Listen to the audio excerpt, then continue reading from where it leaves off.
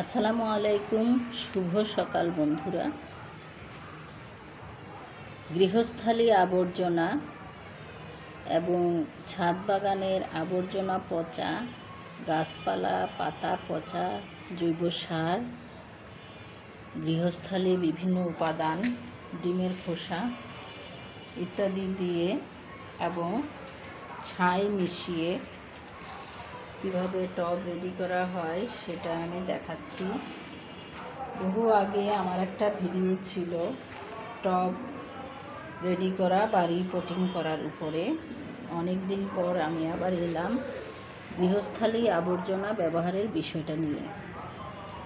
এখানে দেখতে পাচ্ছেন কিছু গৃহস্থালী আবর্জনা আছে, আমি ঢেলে নিচ্ছি। এখানেও আছে তরিতরকারির খোসা, এই যে দেখেন পেঁয়াজের খোসা, তারপরে হচ্ছে মরিচ বা কচুরলতির খোসা, এই শাকসবজি ফলমূল এসবের খোসা। আর এখানে আছে কিছু উচ্ছিষ্ট গোলাপ এই রকম।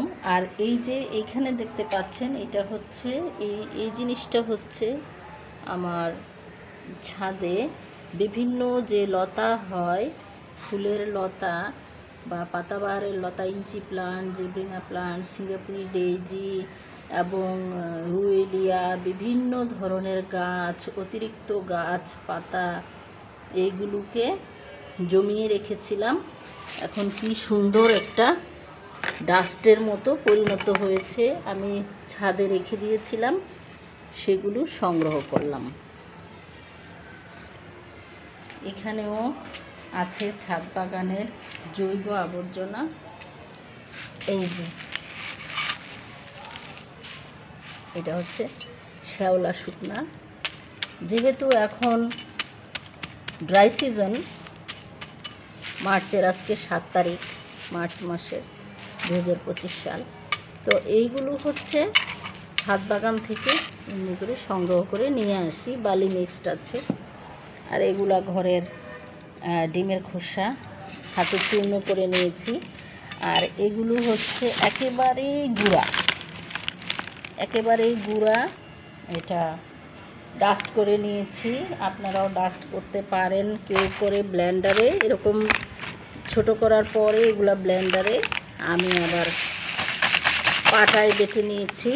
আমার আলাদা একটা পাটা আছে বাটার জন্য, একেবারে মিহি গুঁড়া।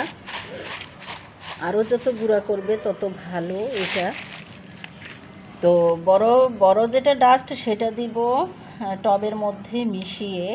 আর ছোট ডাস্টটা যখন কোনো ফলবান গাছ বা ফুল দেওয়া গাছ থাকবে সেগুলোর মাটি নিড়ানি দিয়ে দিয়ে মাটির চারদিকে, গাছের গোড়ার চারদিকে মিক্সড করে দিব। আর এই যে ছাই, আপনারা জানেন অনেক ভিডিও দিয়েছি, এই যে গাছের অতিরিক্ত গাছ বা আমার কেটে নেওয়া গাছের শুকনো পাতা ডালপালা দিয়ে একটু ছাদ বাগানে ছাদের একটা অংশে, নির্মাণাধীন অংশে ব্যবহার করছি, এটা রান্নার কাজে এই ছাইগুলো। তো এখন আমি দেখাচ্ছি যে কীভাবে টব রেডি করা হবে। এই যে এটা এই রঙের পাত্র, এটা নিচে আমি ইট ভাঙ্গা গুঁড়া দিয়েছি। এখানেও বাটিতে ইট ভাঙ্গা গুঁড়া ছাদ থেকে কুড়িয়ে দিয়েছি। আপনাদের যদি টব কেনা হয়, মাটির টব, দেখবেন নিচে একটা বড় ছিদ্র থাকে, সেখানে 3-4টি ইয়া দিয়ে রাখবেন, এই প্লেট ভাঙ্গা, মাটির কোনো ভাঙ্গা টুকরা অথবা ইটের ভাঙ্গা টুকরা, এগুলো দিয়ে নেবেন। এটা আগের ভিডিওতে আছে। আর এইখানে কতগুলো পলি ব্যাগ রেডি করেছি। যে চারাগুলো ওয়ান টাইম গাছ বা যে চারাগুলো আবার তুলে লাগাবো সেগুলো পলিতে দেওয়াই বেস্ট, কারণ আবার তুলতে হয়। কোনো সময় দেখা যায় শিকড় আটকে যায়, তোলা যায় না। টবে দিলে, বোতলে দিলে আঁকড়ে ধরে থাকে। তো এই বিষয়টা দেখাচ্ছি। এই যে প্রথমে ইটের গুঁড়া, ভাঙ্গা গুঁড়া দিলাম কেন, যেন পানিটা বের হয়ে যায়। আর আমি সবসময় সাইডে ছিদ্র করি। সাইডে কেন ছিদ্র করি? যাতে ছাদ ড্যাম না হয়, নিচের দিকে জমে না থাকে পানি, সাইড থেকে বের হয়ে গেলে সূর্যের তাপে সেটা শুকিয়ে যায়। তো এই ছিদ্রটা পর্যন্ত আমি ইট ভাঙ্গা গুঁড়া দিয়েছি যেন পানিটা নিষ্কাশিত হয়, ড্রেনেজ সিস্টেমটা ভালো থাকে। তবে যারা বড় বড় ড্রাম রেডি করবেন, আমার যেমন বড় বড় হাফ ড্রাম আছে, নীল ড্রাম প্লাস্টিকের বড় বড়, সেইগুলোতে নিচে কিন্তু এগুলো দিতে পারেন। এটা হচ্ছে কর্কশিট, মানে বিভিন্ন ইলেকট্রনিক দ্রব্যাদি কিনলে পরে বিভিন্ন সাইজের পাওয়া যায়। এগুলা ভেঙে টুকরো টুকরো করে এগুলা কিন্তু দেওয়া যায়। এতে ওয়েট হয় না, বেশি ভারী হয় না টব, এবং এগুলো দিলে পরে পানি নিষ্কাশনটাও ভালো হয়। অবশ্যই নিচে ইটের গুঁড়া ভাঙ্গা, ইট ভাঙ্গা বা বালি, সিমেন্টের, কংক্রিট, রাবিশ ভাঙ্গা দিতে পারেন। এগুলো আমার অসংখ্য আছে, যেহেতু বাড়ি আন্ডার কনস্ট্রাকশান প্রচুর। এখন তো আমার এগুলো উল্টা টাকা দিয়ে, লেবার দিয়ে ভ্যান ভাড়া করে, গাড়ি ভাড়া করে ফেলতে হয়। আর আগে যাত্রাবাড়ি এলাকায় দনিয়া রসুলপুরে আমাদের বাড়িতে আমার আব্বাকে দেখতাম, বহু আগের কথা, কাঁচা রাস্তা ছিল, বর্ষাকালে কাদা হতো, কিনে এনে ফেলতো, এগুলোকে বলা হতো রাবিশ। তো যখন কিনে এনে ফেলতো, আর এখন হচ্ছে টাকা দিয়ে ফেলে আসতে হয়। তো এই যে মাটিটা আমি গুঁড়া শুকনা মাটিটা নিয়েছি, এটার মধ্যে আমি কিছু এই যে ছাদ থেকে সংগৃহীত জৈব আবর্জনা দিলাম, গুঁড়া গুঁড়া জৈব আবর্জনা। তারপরে হচ্ছে কিছু ডিমের খোসা দিলাম, তারপরে কিছু ছাই দিলাম, দিয়ে এটাকে মিশিয়ে মিক্সড করে নেব।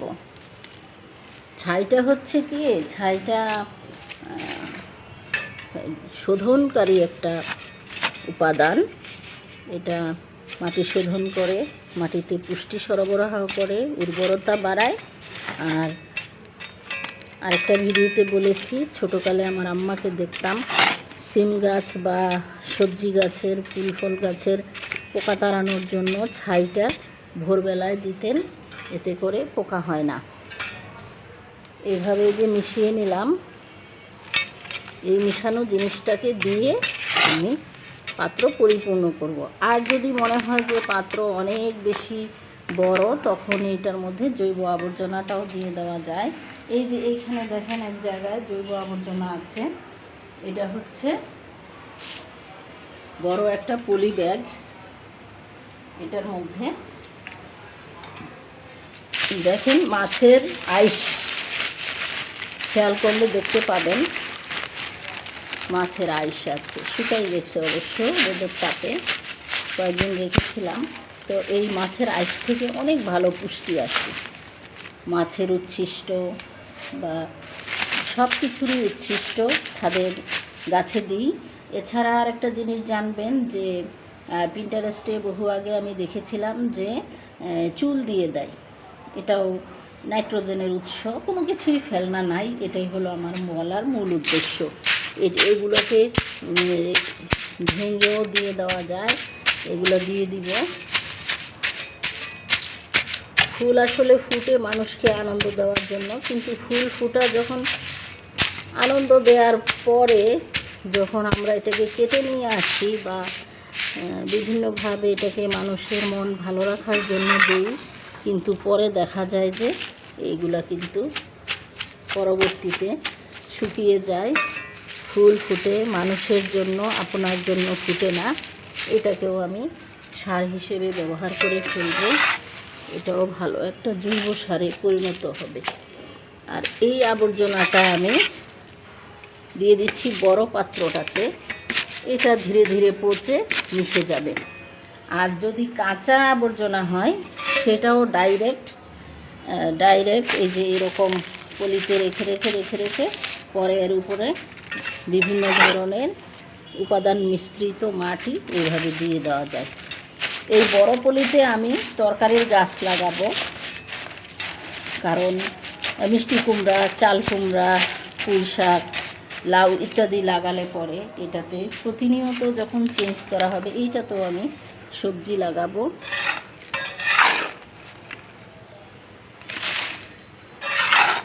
একটু বালু মাটির গুঁড়া দিয়ে নিলাম। তো এইভাবে এই জিনিসটা আমি রেডি করে দেখাচ্ছি। এটা দিলাম, আবার কিছু আবর্জনা দিলাম,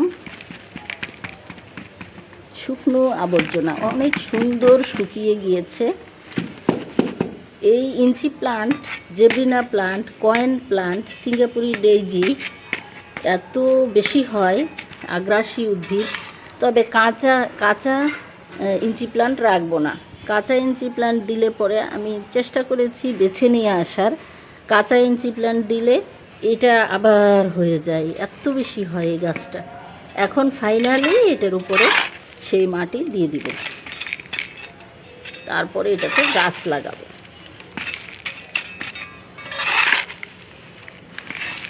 এটাতে ফুলের গাছ লাগাবো। এই যে দেখতে পাচ্ছেন একটা জিনিস আসলে আমার ইয়ার সাথে চলে এসেছে, গাছের মাথা, এইগুলোকে আমি লাগাবো। তো এই যে টব রেডি দেখালাম, এই আবর্জনা বা ছাই মাটি মিক্সড করে দেওয়া, এভাবে আপনারা করবেন। যদি আপনাদের থাকে এই সমস্ত উপাদান তাহলে ভালো। ছাদ বাগান থাকলে, ছাদ থাকলে প্রচুর আবর্জনা হয় এবং ধীরে ধীরে সেগুলো জমা হয়ে হয়ে পচে যায়। এখানে দেখেন খেজুরের বীজ রেখেছি। এই লম্বাটা হচ্ছে মরিয়ম খেজুর, অনেক বড় বড় খেজুর। এটা আনা হয়েছিল সরাসরি মদিনার বাগান থেকে। আর এটা হচ্ছে আজোয়া খেজুর, এর বীজটা হচ্ছে ছোট ছোট সাইজ, কালো কালো খেজুরগুলো। এটার অনেক সুন্দর একটা ইতিহাস আছে, কষ্ট এবং আশ্চর্যজনক একটা ইতিহাস রয়েছে আজোয়া খেজুরের, আরেকদিন হয়তো বলবো। তো আমি করেছি কি, এই যে গাছের জন্য এইগুলা রেখেছি, এগুলা লাগাবো।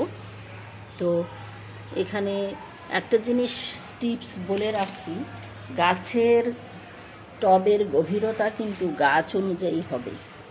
যদি আমরা এরকম মূলজ ফসল লাগাই তাহলে মানে গাজর, মূলা, বিট, শালগম ইত্যাদি, তাহলে কিন্তু গভীরতা একটু বেশি দিতে হবে। টবের গভীরতা মানে পাতলা পাত্র হলে হবে না। তবে এই যে একটা পাতলা পাত্র দেখা যাচ্ছে, এগুলোতে হচ্ছে পুদিনা গাছ হবে, ধনেপাতা হবে, এগুলোর বেশি ডিপ লাগে না।